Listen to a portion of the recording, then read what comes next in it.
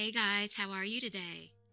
Thank you so much for watching. Today's video is about communication, and more specifically, it's about talking versus communication. So what's the difference, right? Well, we're about to find out the difference and how important it is to know the difference in regards to our relationships. But before we get into this, I do have to say, please, I really need all of you to go out of your way to hit that like button and subscribe to my channel if you haven't done so already. This is so necessary to be able to keep creating this content for you. It truly supports my channel, and to be honest, it costs you absolutely nothing. And as you already know, I appreciate each and every one of you. So please comment and share in the comment box below the video.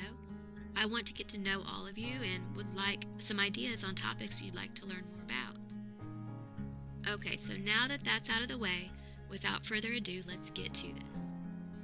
So when people are told that they need to communicate more, they often think that that is an open invitation to talk, but there is a difference between talking and communicating.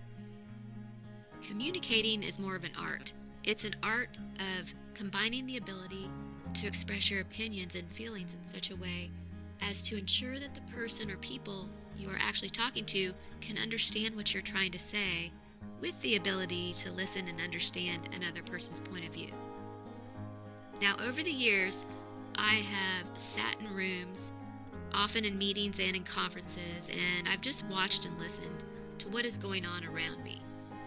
It's fascinating when you realize that there can be whole groups of adult people who have no ability to listen to their colleagues or their partners or friends, and therefore they cannot understand or comprehend any opinion other than their own.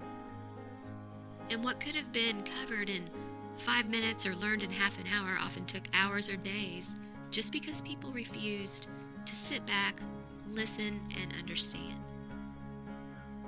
Over the years also, I've been blown away by the number of times people are provided with an information that if they would have acted upon it, they could have altered a relationship for the better, or advanced in their career, or they could have kept their business open instead of having to close its doors.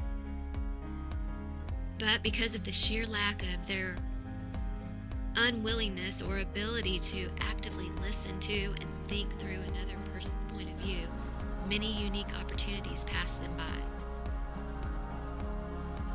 And relationships, intimate relationships to be more specific, are no different than groups of people in the work environment. Often what could have been a marriage made in heaven is destroyed by the sheer inability or unwillingness to communicate. The most successful relationships, be it business or personal, are those where both parties have strong verbal and listening skills. All relationship problems begin with poor communication. Poor communication is like the catalyst to breaking down every foundational element in relationships. I mean, think about it. If effective communication is not present, what can we expect to gain? We can't. It's impossible. I mean, if we can't communicate correctly, we can't establish trust. And we can forget about having any sense of security or feelings of contentment or peace. And in this instance, I'm just speaking about general everyday communication too.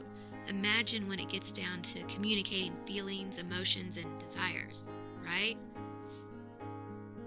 So at a certain point in our intimate relationships, couples often feel that their partner should know what they are thinking and how they feel, right? Do you ever catch yourself doing this? I know I have. So what happens? What happens is we do not communicate, and then we wonder why everyone feels neglected and undervalued at some point. So let me ask you this. How many of you in the past have decided not to tell your partner something just because you didn't really know how to say it? Right? And then what happened after making that decision? If I had to guess, I bet the problem just ate at you and eventually started taking a toll on the relationship, right?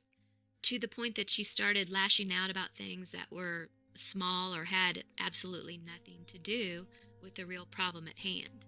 This is just my guess. I mean, this is human nature, it really is, but it's important for each and every one of us to understand that behavior like this is unnecessary. It's completely unnecessary, and it's for sure a recipe for the demise of the relationship. I mean, what a waste. Just the sheer ability to share a problem can make what seemed to be an insurmountable issue a tiny little blip on a large horizon. So whenever you feel stressed or don't know what to do, don't just bottle it up. You have to talk about it. Seek advice from a neutral party. And if you do seek that advice, really listen to what that neutral party is saying to you. Don't listen for what you want to hear. And all of us often do this. You have to start listening and waiting for the truth. Also, don't keep quiet when you know in your heart a problem has to be aired, and don't put off until tomorrow what has to be sorted today. We've all heard this. The reality is, tomorrow may never show its face, and that is the truth. Tomorrow may never show its face. Tomorrow is not a given. We take that for granted, but tomorrow is not a given. So, I mean, we're getting down to the basics here today, okay? I mean, this is basic stuff, but this basic stuff is often overlooked as we get into our busy lives and our minds are racing about a million other things. But my next point is this: the words you need to say or must say to somebody, that will never ruin a relationship. And I'm going to say it again. The words that you need to say to somebody or that you must say will never ruin a relationship. Just remember that it's not what you say, it's how you say it. Your tone of voice, your body language and posture, the look on your face, the position of your body.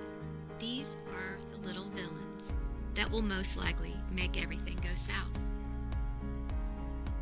These are the ways of communicating that will put the other person on the defense. The last thing you want is for the other person to run off in anger or in tears.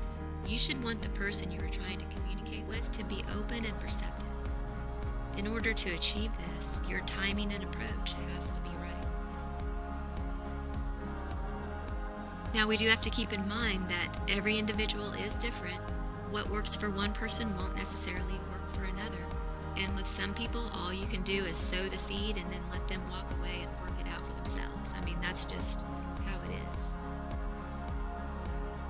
Several years ago, I worked with a person who never actually listened to anybody. She was one of those people who was always right, no matter what. She didn't have a clue about being a team player, and she operated within a zero-tolerance zone. It was difficult. Traditional approaches and methods of reasoning just didn't work with her. So with people like that, what I've come to the conclusion about is I have found that all you can do is plant the seed of thought in their mind. And surprise, surprise, it works, but eventually develops into their own acceptable idea that they believe is their own. Hey, whatever works, right? You just have to figure people out and present things to them in the way that's going to help them understand. And some people have that ego that, they got to believe the idea is coming from themselves before they'll even accept it. And that's who this person was. But like I said, whatever works and whatever gets the job done. Given people's individuality, we need to learn what is the right approach for us and the other person, like I just said. So it's important to make sure that we never start a discussion also if we don't have time to finish it. This is what I think we all are guilty of doing, We get to a point where we're so frustrated that we want an answer, or we want a solution now, or we want to talk about it now. Insisting on a debate when the other person is trying to get to work or dealing with the kids or even just relaxing in front of their favorite TV show, these are some good examples of bad timing. If the timing never seems to be right with the other person, ask a simple question. Okay, when would be a good time for us to just sit down and talk? And by all means, whatever you do Do not let yourself appear agitated when asking this question either, because it's important to realize that if we want other people to open up and communicate with us, it's our responsibility to do our best at providing an open, warm environment or place of care and concern, rather than showing them that no matter when they decide a good time would be, they will be entering a war zone, Does that make sense? I know a lot of this is easier said than done, but these are things that we need to constantly be mindful of because we are adults now. And one more point, body language. Body language can just as easily put your partner on the defense as what you say to them. Even if the other person is picking a fight, do not react and keep your posture open and facing them instead of turning away or closing yourself off. It's so important to remember that approaching defensive with defensive is a sure way to failure. One of the key ways to improve communication, though, is to develop strong listening skills. Couples often fail to listen to what the other person has to say. They interrupt them and they give the impression that no matter what is said, they will not change their mind. One trick to ensure that you have listened and you do understand is to repeat what you have heard the other person say.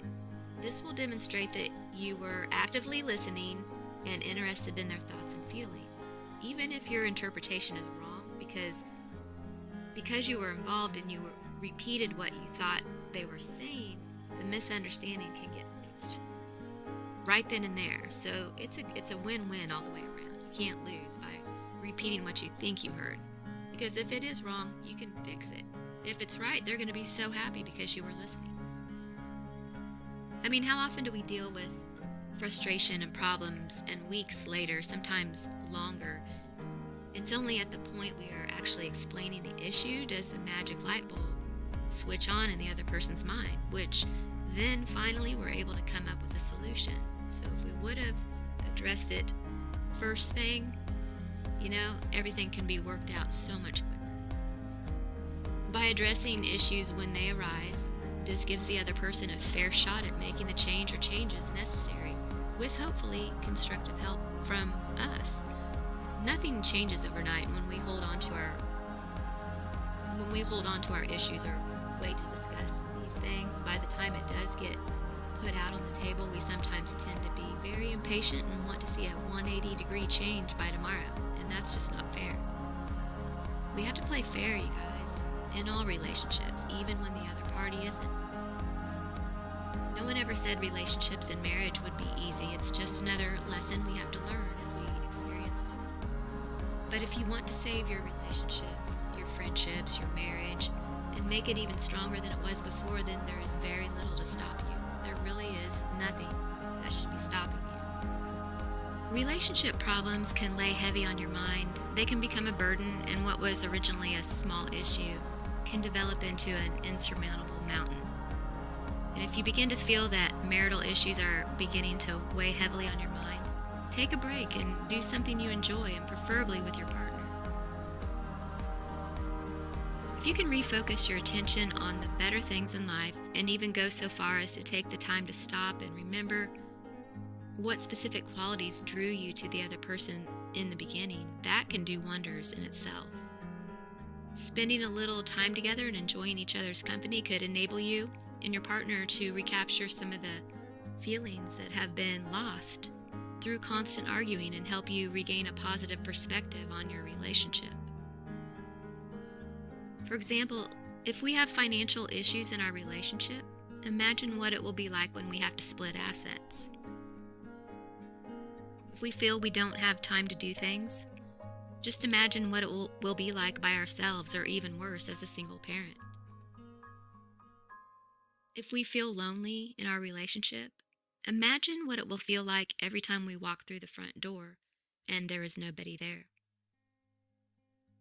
Now, don't get me wrong, I'm not encouraging anyone to stick around in a toxic and or abusive relationship or situation. I'm just trying to remind everyone to actually take the time to think with a level head and determine whether or not the situation is as bad as we feel it is at the moment. We are the masters of our own destinies, and if we want to turn a bad situation around, we have the power at our fingertips. Don't be that person living with regrets. Regrets about not doing everything in your own power to save what may have been a true blessing. We can't change other people, but we can change ourselves and our behaviors and our ways of thinking. And I've got one last thought, my friends. If you get to a point where you feel you'd be happier somewhere else, do me a huge favor, okay? If you get to this point, I want you to walk out into your front yard or your backyard. I want you to look around. I want you to grab your garden hose. I want you to turn the water spigot on and just simply water your grass. Walk around a little bit, find the areas that are dry, or maybe some of the grass that's a little more burnt in other areas. Just water it. Nourish it. Pull some weeds. Sweep some of the debris away. Pick up some trash that might have blew in from another yard. I don't know. Just tidy up a little bit. Just by doing that little bit for 10, 15 minutes, you might be amazed at what blossoms right in front of your eyes within the next few days when you look out the window. Instead of thinking the grass is greener elsewhere, water your own grass. Tend to your lawn, because beauty lies within the things that we tend to. Take care of what's right in front of us in our own lawn. We may be able to see the beauty that's always been there. If this information was interesting and fun to learn about, please check out my link in the description box below this video. The info in this link, if you're a woman, will change your life and how you live it, because it will teach you as a woman the specific things you must do to get your man to obsess over you 24/7 and to truly want to commit to you and only to you for the rest of his life. In this link, you will learn some unknown skills, and I'm talking unknown skills and tools that will change your life and his life for the better, and he won't even know what hit him. You will learn it once, but you'll be able to use it over and over for the rest of your happy life with the man of your dreams. You can click on the link in the description box below the video, and it should be posted on the screen right in front of you if you'd like to write it down. I'm so glad you all joined me today. Thank you for watching. Don't forget to support my channel, and I want each and every one of you to have a beautiful day.